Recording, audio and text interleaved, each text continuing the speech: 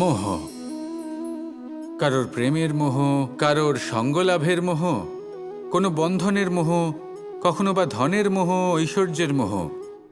যদি আপনার মধ্যে এই মোহবোধ জাগ্রত হয়, তাহলে আপনার বিনাশ সুনিশ্চিত।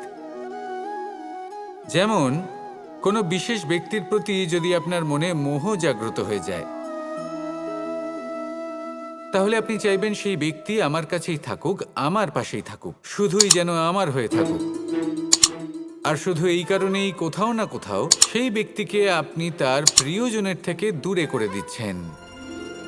তারপর দুঃখ আসে, নিরাশা আসে, কারণ স্বাধীনতা সেই অনুভূতি যেটা সবার প্রিয়, আর সেই অনুভূতিটাই আপনি তার থেকে কেড়ে নিচ্ছেন। এভাবে এই মোহ নিশ্চিত রূপে আপনার শত্রু হয়ে যাবে। কিন্তু যদি আপনার মোহ থাকে নিজের মাতৃভূমির প্রতি, তার সম্মানের প্রতি, তাহলে আপনি একজন প্রবল রক্ষক হয়ে উঠবেন। যদি আপনার মোহ থাকে আপনার আত্মসম্মানের প্রতি, নীতির প্রতি, তাহলে এই মোহ কখনো আপনাকে অধর্মের পথে চালিত হতেই দেবে না। আর যদি আপনার মোহ থাকে নিজের আত্মার প্রতি, তাহলে কোনো দুরাত্মা এসে আপনার কোনো ক্ষতিই করতে পারবে না।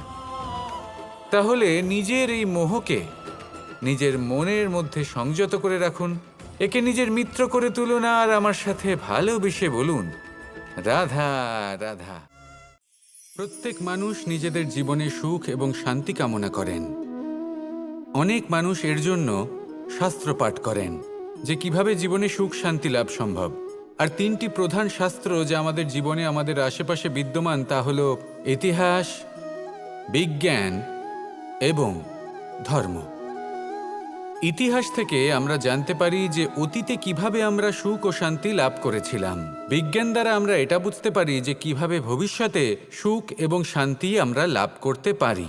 আর ধর্ম আমাদের এই শিক্ষা দেয় যে আজকের এই বর্তমানে কিভাবে সুখী থাকা যায়, কিভাবে শান্তি লাভ করা সম্ভব। আর সেটাই হলো সবথেকে বেশি প্রয়োজন।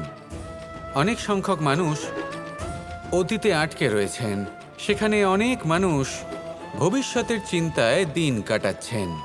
আজ এই বর্তমানে খুব কম সংখ্যক মানুষ প্রসন্ন থাকতে পারেন, সেটাই শিখুন। ধর্ম এটাই বলে যে যদি মনে কোনো মালিন্য না থাকে, এই মন যদি স্বচ্ছ হয়, কর্মের মাঝে কোনো ছলনা যদি না থাকে, তাহলে নিশ্চিত রূপে জীবনে সুখ এবং শান্তি আসবে আর আসতেই থাকবে। আসুন আমার সাথে ভালোবেসে বলুন, রাধা রাধা।